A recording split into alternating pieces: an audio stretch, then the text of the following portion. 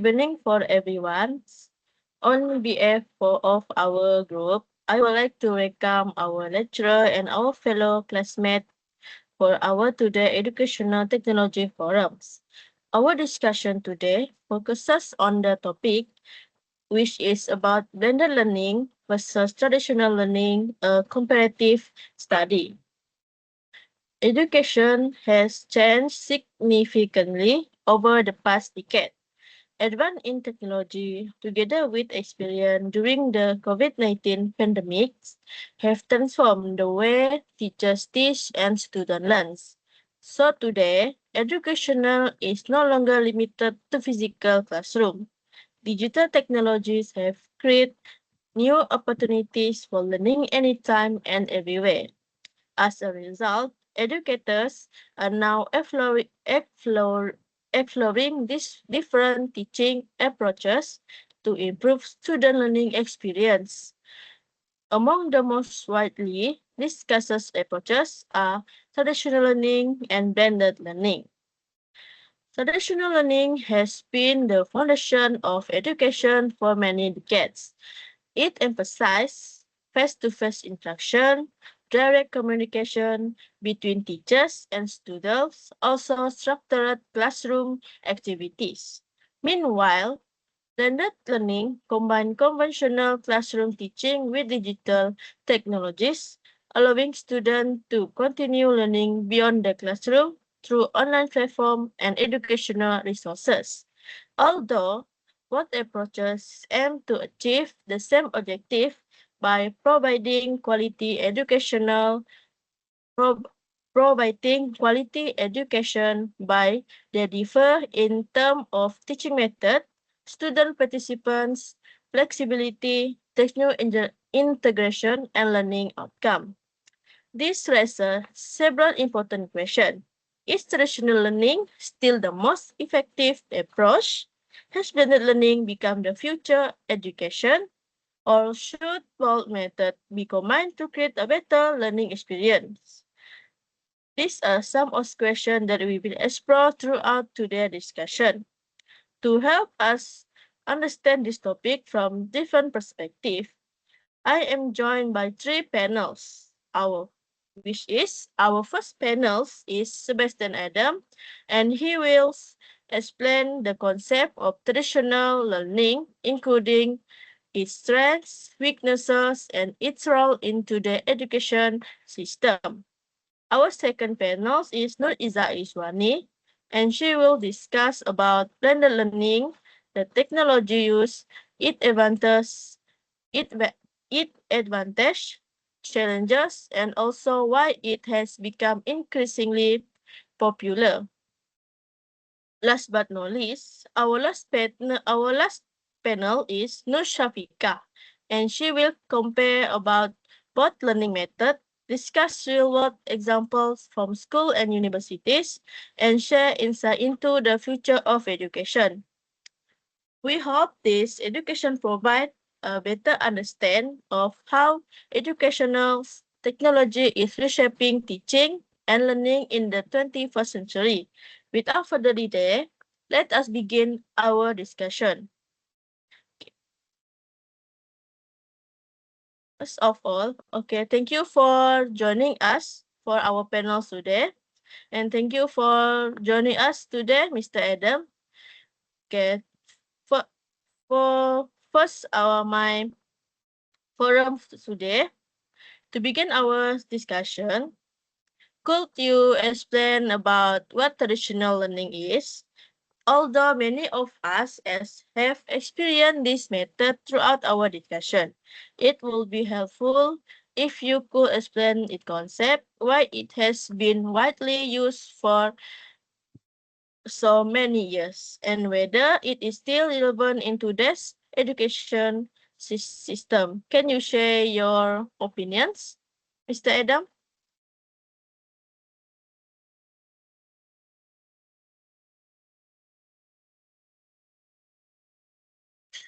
Thank you, moderator.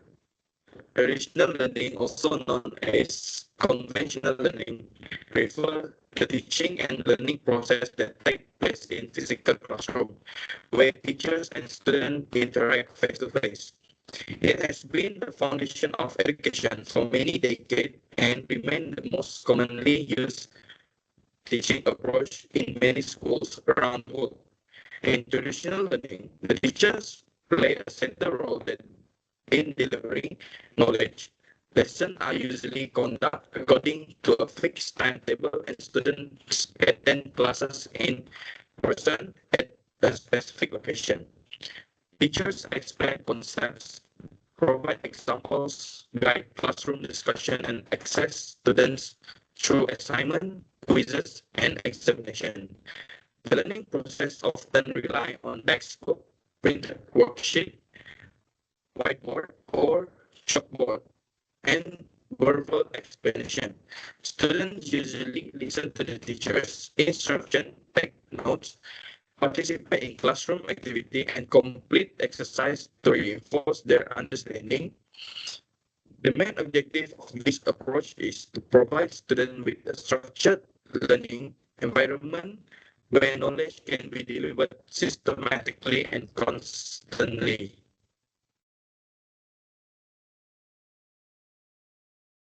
Thank you for your explaining about the concept. Okay, my second question is, okay, many people still believe the traditional learning remain effective despite the rapid development of technology. So my second question for Mr. Adam is, in your opinion, what are the main strengths of this learning approach? That's an excellent question. One of the great strengths of traditional learning is direct interaction between teachers and students because both teachers and students are physically present in classroom. Communication happens immediately. If students do not understand a particular concept, they can raise their hand, ask questions, and receive explanation instantly.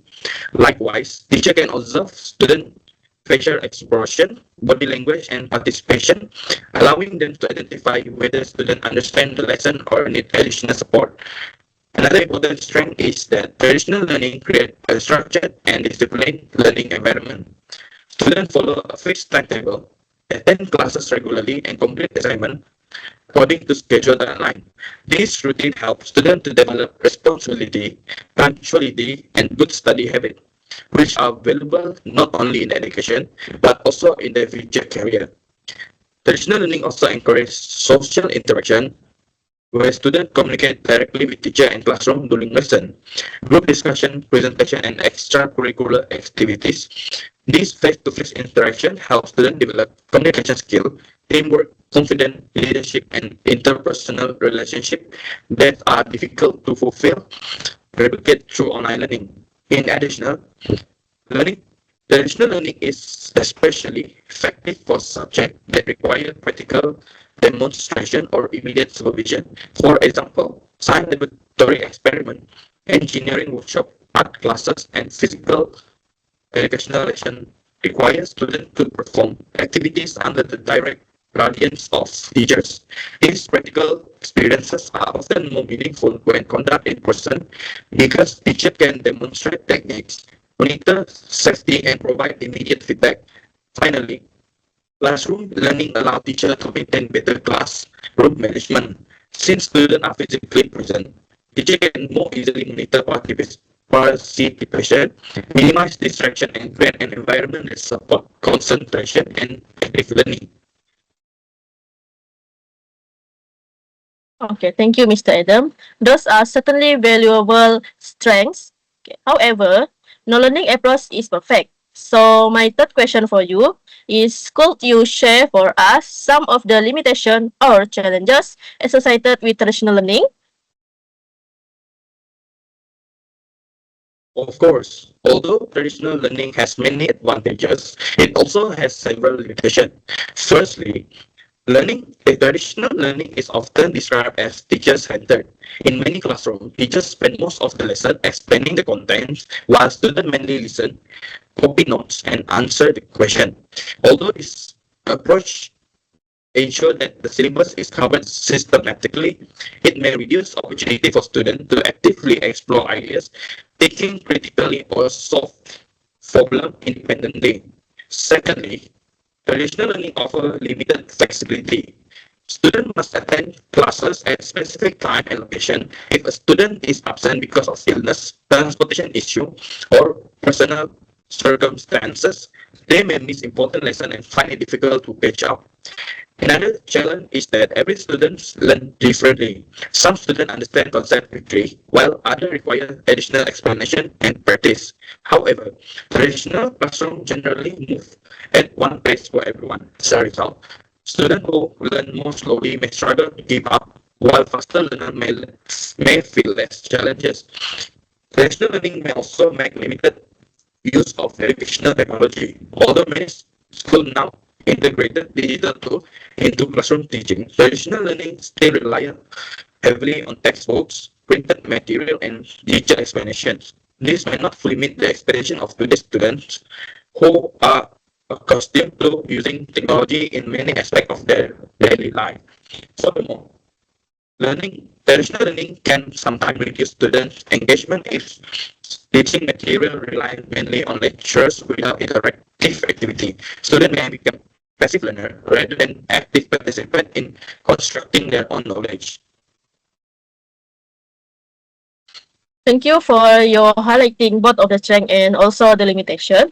So, my last question for you is, to help everyone better understand this approach, could you share with us an example of as traditional learning is commonly practiced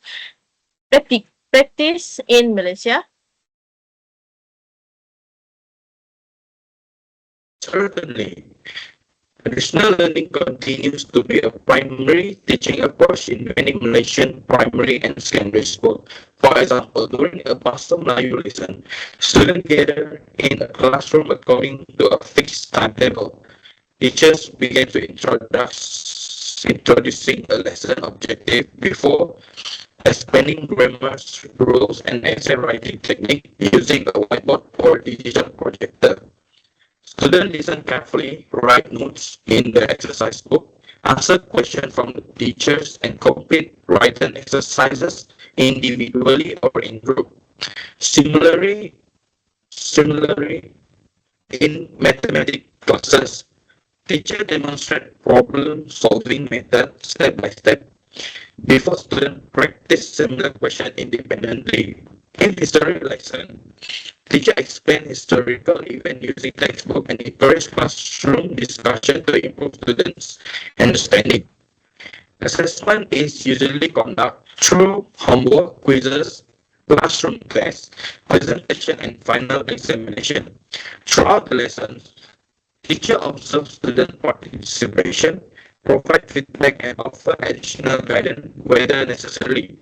Although technology is gradually being introduced into classroom, face-to-face interaction remains the center feature of the learning in many Malaysian schools.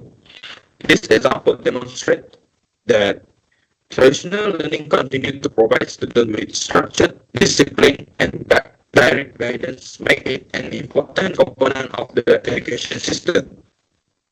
Thank you, Mr. Adam, for your insightful explanation on about traditional learning. From your discussion just now, we can see that traditional learning has provided a strong educational foundation for many years through structured teaching, face-to-face interaction, and also classroom discipline. However, as technology continues to evolve, education has also under, undergone significant changes. Most schools and universities are now integrating digital tools into their teaching practice to create more flexible learning environments. Okay, with that in mind, I would like to invite our second panels, who is Miss Izwani, to discuss with us about the blended learning. Okay, Miss Izwani, could you begin by explaining about what blended learning is, how it is different from traditional learning, and why has it become increasingly popular in today's education system? Okay, thank you, moderator. Blended learning is an educational approach that combines traditional face-to-face classroom instruction with online learning experience. Rather than replacing classroom teaching, it integrates technology into the learning process to provide students with a more flexible and engaging educational experience. In a blended learning environment, students will attend physical classes where teachers explain concepts, conduct discussion, and provide direct guidance. However, learning does not stop when students leave the classroom. They can continue studying through online platform where they can access lecture notes, watch instructional videos, complete quizzes, submit assignments, and participate in online discussion. So this means that learning can happen both inside and outside the classroom, allowing students to continue developing their knowledge at their own pace. One of the main differences between blended learning and traditional learning is blended learning places greater emphasis on student-centered learning. Instead of relying mainly on the teacher, student can students are encouraged to explore learning resources independently, collaborate with classmates, and become more actively involved in their own learning process. So this approach has become increasingly popular because it combines the strength of classroom interaction with the convenience and accessibility of digital technology. Okay, thank you for your explaining about the concepts. It is so clearly. Okay, so my second question for our Miss Izwani is technology is obviously a key component of our blended learning. Could you tell us about some of the digital tools that are commonly used to support this teaching approach? Certainly, blended learning depends on a variety of digital platforms and educational technologies that make teaching and learning more efficient. So one of the most widely used platforms is Google Classroom. Google Classroom allows student eh, Google Classroom allows teacher to organize lessons digitally by uploading lecture notes, worksheets, assignments, announcements, and learning resources. Students can submit their work online, receive feedback from teachers, and keep on track of deadline in one central platform. This helps both teacher and students stay organized throughout the learning process. So another important platform is Moodle, which is commonly used in universities and higher education institutions. Moodle functions as a learning management system or LMS where lecturers can create complete online courses, organize learning materials, conduct quizzes, facilitate discussion forums, and monitor student academic progress.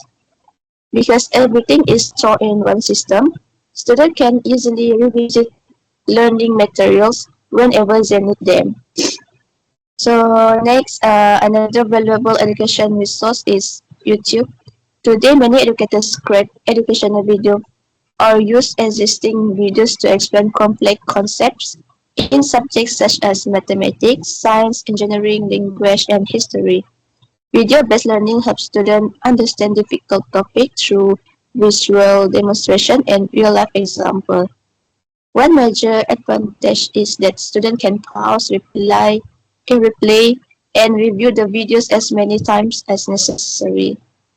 In addition, platforms such as Zoom and Microsoft Teams allows teachers to conduct live online classes, tutorials, consultation, and group discussion. Even when students cannot be physically present, they can still communicate directly with their teachers and classmates through video conferencing. Other digital tools such as Quizzes, Kahoot, Padlet, and Google Forms are also increasingly used to create interactive quizzes, classroom activities, and collaborative learning experience that make lesson more engaging. Together, this technology creates an environment where learning becomes more interactive, accessible, and personalized. Thank you. Thank you, Miss Iswani. Okay, so those certainly show how technology has transformed education. Okay. So my third question for you is, from your perspective, what are the main advantages of blended learning for both students and teachers? Okay, thank you. Blended learning offers many advantages that benefit for both students and educators. Perhaps the greatest advantages is flexibility. Unlike traditional learning, where education only takes place during classroom hours, blended learning allows students to continue learning anytime and anywhere. So students who need additional revision can revisit lecture and notes, recorded videos, or online exercise whenever they need them. Another significant advantage is that blended learning promotes independent learning. Students are encouraged to take responsibility for managing their own learning. They learn how to organize their schedule, complete assignments independently, search for additional information, and solve problems on their own. So these are valuable lifelong learning skills that prepare students for higher education and future careers. Blended learning also improves student engagement. Instead of relying only on lecturer and textbook, teachers can use video animations, online simulation, educational games, and interactive quiz. This activity make lesson more interesting and encourage students to participate actively rather than simply listening to the teacher. Another, another important benefit is that blended learning accommodates different learning styles. Some students learn best by reading, while others understand concepts more effectively by videos, discussion, or hands-on activity. So by providing multiple learning resources, blended learning allows students to choose the most sorry, by providing multiple learning resources, blended learning allows students to choose the methods that suit them best. Furthermore, blended learning helps students develop digital literacy skills. As students regularly use online platforms, digital communication tools, and educational software, they become more confident in using technology responsibility and effectively. So these digital skills are increasingly important in today's workplace and society. Thank you for your opinion, Miss Izwane. Those are certainly strong advantage. However, implementing blended learning is not always easy. Okay, so could Miss Izwani also discuss with us about some of the challenges or weaknesses that schools and universities may face? Of course, despite its many benefits, blended learning also have several challenges. One of the biggest challenges is unequal access to technology. So not every student has a reliable internet connection or access to a personal laptop or tablet. Students living in rural areas or remote areas may experience unstable internet connectivity, making it difficult to attend online classes or download learning materials. Another challenge is the need for self-discipline. Because students have greater flexibility, they also have greater responsibility. Some students may procrastinate, miss deadlines, or lose motivation if they are not able to manage their time effectively. Teachers also face additional responsibility, which is teachers um, should design both face-to-face lesson on and online learning materials requires considerable time, effort, and technical skills. Teachers must continuously learn new technologies while ensuring that both learning environment complement each other effectively. In addition, prolonged online learning may reduce opportunities for face-to-face interaction, which is important for building communication skills, teamwork, and emotional connection among students and teachers. Therefore, while blended learnings offer many opportunities, its success depends on careful planning, adequate technological infrastructure, and strong collaboration between schools, teachers, students, and parents. Thank you for your highlighting those important challenges. Before we move on to our next panels, could you share with us about real examples of how blended learning has been implemented, particularly after the COVID-19 pandemic? Okay, so the COVID-19 pandemic completely transformed education worldwide. During the pandemic, school and university has to suspend face-to-face class and shift almost entirely to online learning. Teachers conduct lessons through Zoom or Microsoft Teams, distribute learning materials through Google Classroom or Moodle, and communicated with students using various online platforms. Although this transition was sudden and challenging, it also demonstrated that technology could support education during difficult circumstances. After school and university reopened, many institutions realized that online learning still offers very valuable benefits. Instead of returning entirely to traditional classroom, many adopted a blended learning approach. Today, students may attend physical lecture while lecturers simultaneously upload lectures live, recorded videos, quiz, discussion forums, and assignment online. This combination allows students to benefit from to get benefit from both direct classroom interaction and the flexibility of digital learning. As a result, blended learning has become a permanent feature of many educational institutions rather than simply a temporary response to the pandemic. So thank you.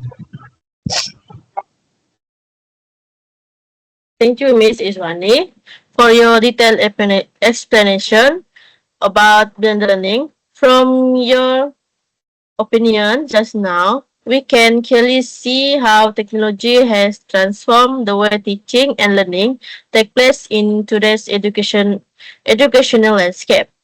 Okay, so far, we have discussed about traditional learning and blended learning separately. Both approaches have their own strengths and also challenges. But an important question is still remain. Which learning approach is actually more effective in today's education system? To answer this question, I would like to invite our last panels, who is Miss Shabika. She will to compare about learning method, analyze their impact on students, and share some real-world example that demonstrate how these approaches are being implemented. Ms. Shafika, over to you. Thank you, moderator.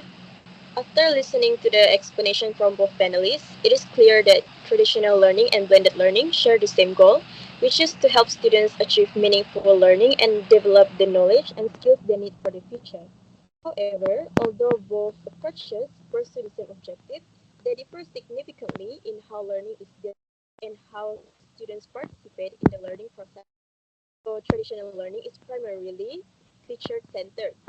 Teachers play the central role in explaining concepts, guiding classroom activities, and assessing students' understanding.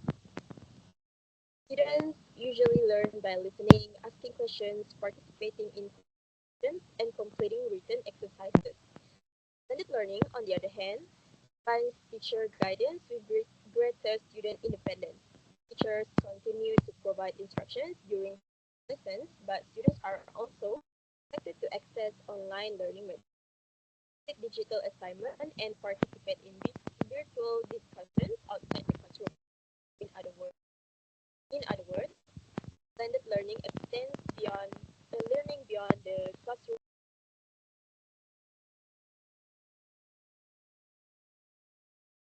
Thank you, Ms. Shafika. That's a very interesting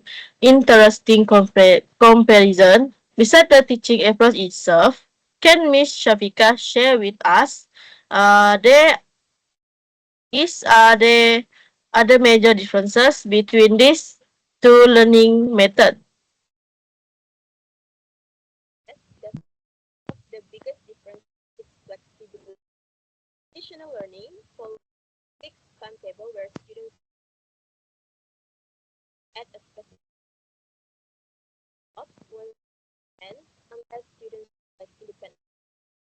contrast, blended learning provides much better clarity and continuity by reviewing slides, watching recorded videos, discussions, meetings, so activities convenient for them. Similarly, benefits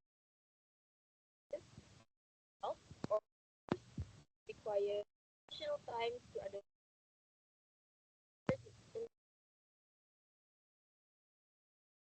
additional learning mainly depends on teaching materials,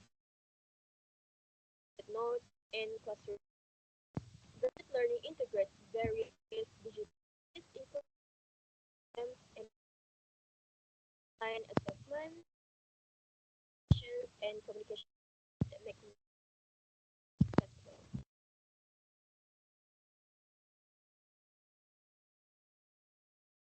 Okay. Thank you, Ms. Shafika. By considering these differences, many people believe that blended learning is become the preferred approach in modern education. Would you agree with that opinion? I would say that blended learning, I would not say that it's complete. I believe each approach offers unique. Blended learning is perfect for the students active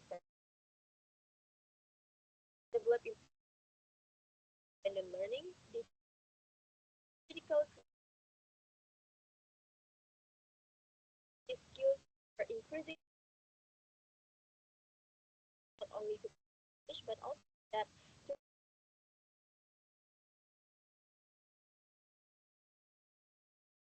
however traditional learning still provides something that technology plays. Face-to-face interaction allows teachers to observe by personalized guidance, encourage and this human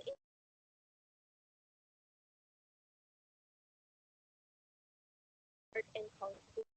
Therefore, rather than asking better, I believe the question that can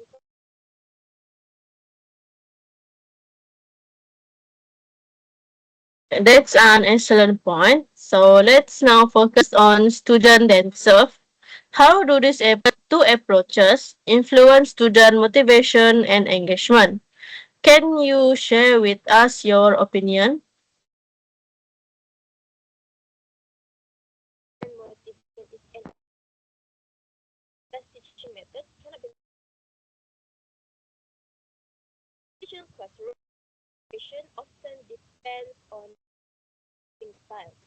First, to encourage students and collaboration and not highly engaging. However, if lessons rely mainly on lectures or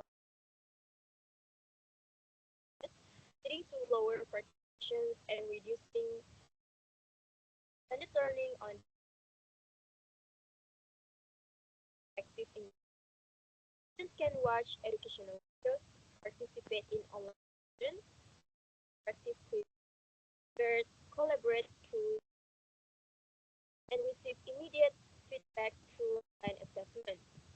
These activities encourage students to be in learning rather than simply receiving information. Furthermore, blended learning gives students better control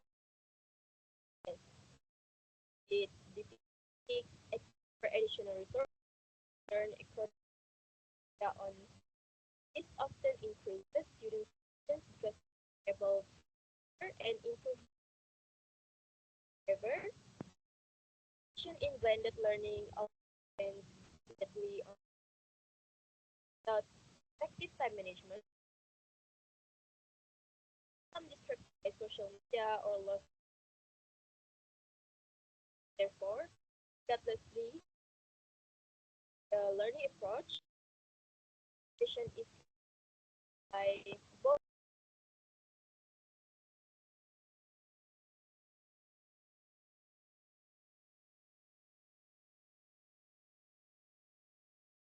Thank you, Ms. Shafika. You have mentioned that blended learning become particularly important during the COVID-19 pandemics. So my other question for you is, could you share some real-world examples that illustrate how schools and university have adopted blended learning since then? Certainly, perhaps the most significant example of this during the COVID-19 pandemic. When schools and universities closed, millions of students around the world had to continue learning from home. Educational institutions rapidly adopted digital platforms such as Google, Zoom, and Microsoft Teams to ensure learning could continue despite movement restrictions. Teachers uploaded lecture notes, created video lessons, created online quizzes, and conducted virtual discussions. Although the transition was challenging, it demonstrated that education could continue technology even during a global crisis. After campuses reopened, many universities decided not to abandon these digital platforms. For example, universities such as Open University Asia, OUM, and University Technology Mara (UITM) continue using blended learning by combining physical lectures with online learning management systems. Students may attend face-to-face lectures while also accessing lecture recordings, discussion forums, online assessments, and additional learning through Moodle or Classroom. Similarly, many Malaysian primary and secondary schools continue using Google with homework, revision materials, announcements, and additional exercises. This demonstrates that blended learning has evolved from being an emergency response during a pandemic into a long-term educational strategy. Those examples clearly demonstrate how education has evolved over the past few years. However, despite these positive developments, are there still challenges that institutions need to overcome? Could Miss Shafika provide your perspective for us? Yes, there are still several important challenges. The first challenge is digital inequality. Not every student has equal access to reliable internet connections, laptops, or tablets. Students living in rural communities may experience unstable internet connectivity, making online learning more difficult. The second challenge is digital literacy. Both teachers and students need continuous training to use educational technologies effectively. Without adequate digital skills, even the best technological tools may not improve learning outcomes. Another challenge is maintaining student motivation and engagement in online environments. Teachers need to design interactive learning experiences that encourage participation instead of simply uploading lecture notes. Finally, educational institutions must continue investing in technological infrastructure, professional development for teachers, and support services for students to ensure that blended learning can be implemented successfully. Thank you. Thank you very much, Ms. Shafika. Your analysis has clearly shown that both traditional learning and blended learning have important roles to play in modern education. Rather than viewing them as competing approaches, they should be seen as complementary methods that can work together to improve students' learning experience. At this point, we have reached the end of our main discussions. I would like to invite each panel to share a brief final takeaway by just one key point or reflection for our today's discussion. Okay. We will start with Mr. Adams. Based on our today's discussion on traditional learning, what is your final takeaway? Thank you, moderator. My final takeaway is that traditional learning remains a very important foundation in education because it provides structured, discipline, and direct interaction between teachers and students. Even though it has limitations, especially in flexibility, it is still essential for building strong academic fundamental. Thank you. Yeah, thank you, Mr. Adam. Okay, we will go for our second panel is Miss Izwani. What about your opinion about blended learning? Okay, thank you, moderator. My final takeaway is that blended learning represents the future of education because it combines classroom teaching with digital technology. It offers flexibility because it offers flexibility, encourage independent learning, and improve students' engagement. However, it must be supported with proper access to technology and good self-discipline. Thank you. Yeah, thank you, Miss Izwani. Okay, we will go for our last final, Miss Shafika. How about your final reflection? Can you share with us? Thank you, moderator. My final takeaway is that neither traditional learning nor blended learning should be seen as better on its own. Instead, both approaches should complement each other. A balanced combination of structure and flexibility is the most effective way to enhance students' learning in today's education system. Thank you. Thank you to all our panels for your valuable insight today. To conclude our forum today, we can clearly see that we can clearly see that traditional learning and blended learning is play an important role in education. Traditional provide discipline, structure, and direct human interaction, while blended learning introduce flexibility, accessibility, and integration of technology into education. We have also learned that blended learning became especially significant after the COVID-19 pandemic, when education system worldwide had to adapt quickly to online learning environment. Since then, many institutions have adopted a hybrid approach that combines both physical and also digital learning.